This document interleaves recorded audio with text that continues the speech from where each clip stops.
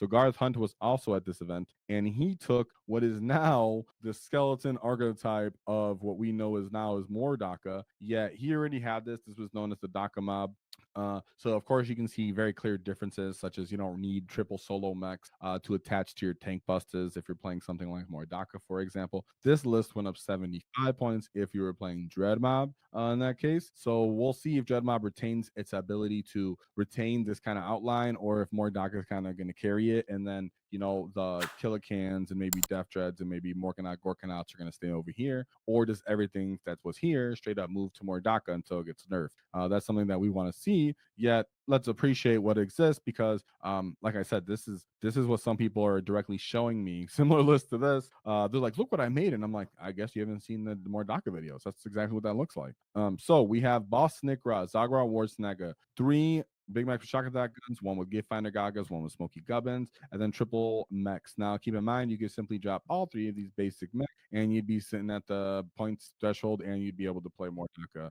So it's kind of that simple to a certain degree if you change the enhancements too. But you obviously can't bring all those grots, so you'd bring some other skirmish units. But I'm a big fan of Dread Mob nonetheless for stuff like Killer Cans. So we have a big unit of grots for Zagrot, which he's going to be crazy in the Mordaka detachment.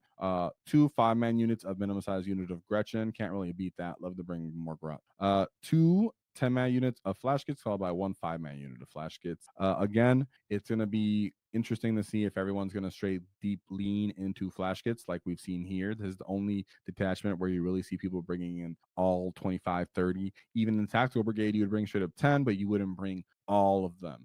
In the what we understand as the archetype of more Dakka, or all Dakka, sorry, which is the Dakka mob, what we used to call before more Dakka came out, people would bring all 30 flash kits, just always having sustain. Now keep in mind, what if I can selectively choose these units to advance and charge? They have assault when they're going to advance and charge, so I'm giving them +1 strength, +1 attack, 5 up invuln, assault, advance, and charge, all for 1 CP on a 60-point flash kit unit, which is 20 wounds with a 4 up armor save and T5, which is going to have double sustain ability to pop lethal of 1. So that's going to be just kind of crazy. That's not even like super CP depth of these other combos some people are talking about. But if you do break in closer to people, such as Boss Snikra being close enough to turn off someone's cover, right? Because for more Dakka, you can just end up telling them more no cover here, and more Snikrot's already close enough to do that. Then your flash kits get to run off, turn off cover, and then run up and shoot something, and then pop lethal in that case as well. So a lot of variety here.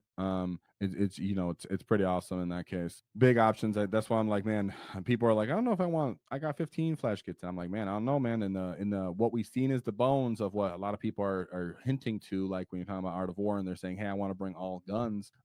It's like, well, they're kind of leaning towards a lot of Ludas and a lot of flash kits. So then you see a lot of Ludas, a bunch of 10-man units. Now we talk about this detachment, you need the mechs to give them the ability for dread mobs.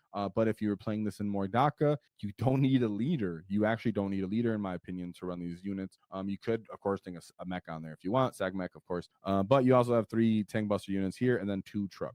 The one thing here about this army is that if the enemy closes the distance, you don't have much options. In Dread Mob, you have reactive moves. Therefore, in any different kind of points investments that you're going to do similar stuff to this list art line, you might either need to invest in a counter punch of respect, or just more other types of screens. Or something even like commandos to keep people kind of arm lengths away from you for a little longer. That being said, let's look at his path to victory and see what he actually had to take down. Shout out to our sponsors, the Baron of Dice, as they helped us do our Waaaghtaktiks dice. So shout them out. Check them out in the description, 5% off in the discount, because nobody likes taxes. And shout out to Baron of Dice. They allow us to do our paint competition. So thank you very much to them at this event. So he ended up getting 8th place. You can see all 3 Ork players here. 2 of those we just covered. Now we'll go to the 3rd. This time I won't misclick. And yes, a lot of grots. I like running a lot of grots, guys. I've run that same archetype months ago before we had more Dakka, just to kind of understand it. If you don't have those grots, you feel like people can just run you over. If you have those grots, people have to run into them, and then you just kill them. So it's pretty crazy. It just takes a lot of dice rolling too, which, as we heard at this event, dice, clock was a matter. I mean, was a factor. Excuse me, I said was a matter. Was a factor. So sorry, click Garth again. No, Garth, I'm not covering you. Oh no, sorry, it was Garth. Yes, Garth, I'm covering you. Let me make sure I have the right person. Yeah, Garth. I'll make sure I wasn't clicking Devin again, because Devin's trying to get all my attention. Get out of here, Devin. So just because it's green tide, he thinks he can win me over. So we go over his first win. which is the Death Watch. So they're still around, still kicking, doing their things. Funny I used to own these guys. The Tomb of Ectocrat. So we have Captain in Gravis armor, Librarian in Phobos, Lieutenant with combi weapons, and then a Watchmaster. Some big brick of Death Watch veterans, a Rhino, then Assault Interceptors with Jump Pack, some 5-man units of Terminators, Incursors, Indominus Kill Team, Infiltrators, Storm Speeder, and then a Talon Strike kill team. Pretty cool. Pretty cool. Let me kill some of these tabs because I have like 50 billion open. What's up with chat? Yes. What do you guys got? Here we go. Well, yeah. And I feel like no one's appreciating the more Dakka stratagem of like 1 CP WAAGH. Like, how amazing is that? I've been wanting that all my life. On my 40 kill. So then we move on. Also, game 1 for Garth was Linchpin, Fog of War, Tipping Point. So the fact that they kind of both had to just keep on their home and couldn't like rack up primary, and Garth didn't have the armor to go get his, meant that he had to kind of slowly just fully table him instead of having to fully have the enemy come in and then table him in that way. Yeah, we moved on to the second game, which is Mission E, which is Take and Hold, Prepared Positions, Hammer and Anvil, possibly Layout 7 or 6. So let's take a look at his second game. Yeah, making sure I keep my notes, guys. Making sure I keep stay on the notes. He had burned the Heretic. Well, he should have burned the Xenos, but he didn't. So we have Black Templars, where he has Castellan, Chaplain Grimaldez, I Harm Marshal, and Judiciar. A big brick of Crusaders. God, they would suck to see an army of all damage to sustain. No wonder it was 100 points. 2 Impulsors, 2 Jump Pack units, Infiltrators, 2 bricks of Sword Brethren, 2 Scouts, and then a Vindicator squad. My goodness, I'm talking today. Now drink that high quality H2O. What else you can imagine an army of all sustain damage 2 would utterly decimate some basic Space Marines. So if you're playing the new detachment, you're like, I messed up Space Marines. I'm gonna need you to do more than that because all the stuff we get in that with these data sheets that we're looking at annihilate Space Marines. So let's look at some more stuff before we, fully say that this detachment's the only thing we want to play. But it's looking like it's very probable to want to play until we get nerfed, right? So then we go into his third game. Make sure I don't press the wrong thing here. Which he was going into the Demonic Incursion, which this mission was Scorched Earth, Stalwart, Search and Destroy. 3, right? Yeah. It was Mission K, and this is possibly layout 6 or 7 as well. So we have a Great Unclean one with Endless Gift, Keeper of Secrets, Alexia Halbrane, 2 bricks of Nurglings, Plague Bears, Nurglings, Flamers, Screamers, Triple Screamers. We actually seen this from another Orc player that ended up playing the same guy as well, beating him. I think beating him, but this guy ended up losing. What I will say is this list surprisingly does well into that Dread Mob archetype because it can simply put the Great Unclean one in your face and say, well, if you want to try to kill him, you can try and drop your whole army, which you still might fail, which also kind of puts you out of position to go for him. And then 2, all of these big guys can kind of close the distance and beat you up. The Nurglings can get in your face and start charging all of those little grot units, which means that all of your infantry big bricks can't walk around and move. The Plague Bearers can sticky objectives. That way, if you don't shoot them quick enough, they sticky stuff, and then everything can fully run forward. And then Screamers can help kind of jump over grots and get to you as well.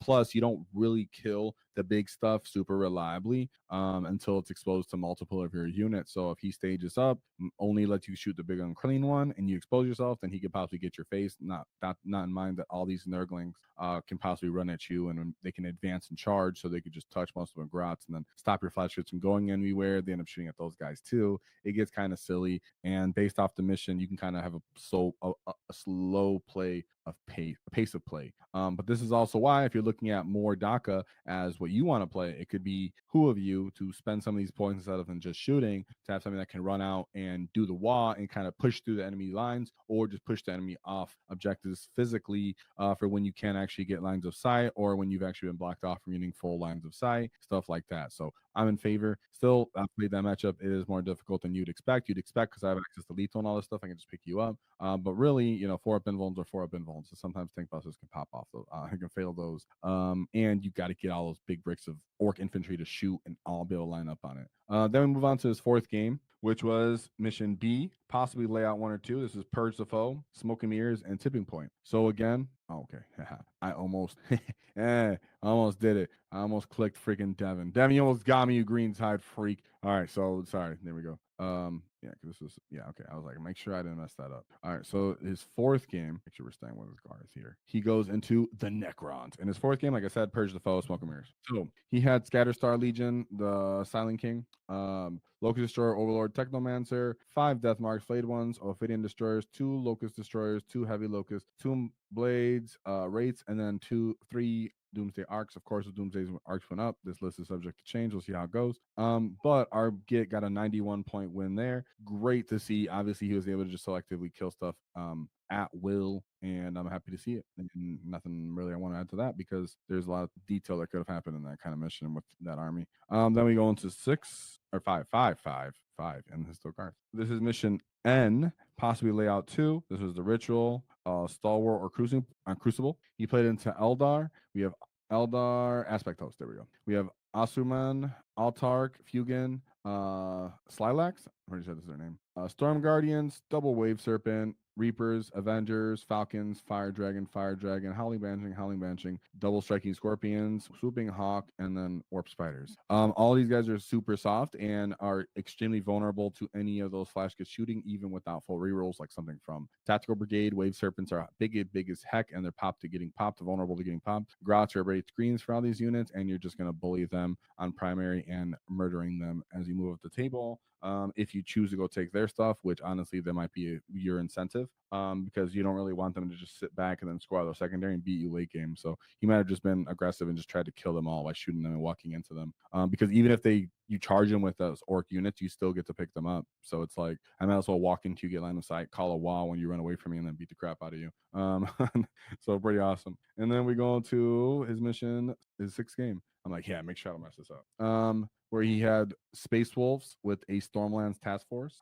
This was Taken Hold, Hidden Supply, Search and Destroy, Mission L. This was Logan Grimnar and Stormrider, Wolfguard Battle Leader, and then Wolfguard on Thunderwolf, followed by Intercessor Squad, 1 unit of Fin Region Wolves. That's like their version of Grots, kind of, but they actually hit and they don't have OC or CP. But they're like little orc boys that fight, so it's cool. Predator Destructor, 2 Scouts, Speeder, and then 2 bricks of Thunderwolf Cav, followed by 3 5-man units of Wolfen. I've played into these Wolfen, like we've said. When they do contest and get in the way, everything's damaged too, everything wounding them at least 4s or better. And then they're just kind of making it rain on them and beating the crowd in volume, which is just enough to get through them. Now, he does have Predators. He does have certain volume that is respectable to kill like elite infantry, like your flash gets. But all in all, remember, he still has 3 tank busters. He still has Zod that can jail all of these Thunderwolf Cav.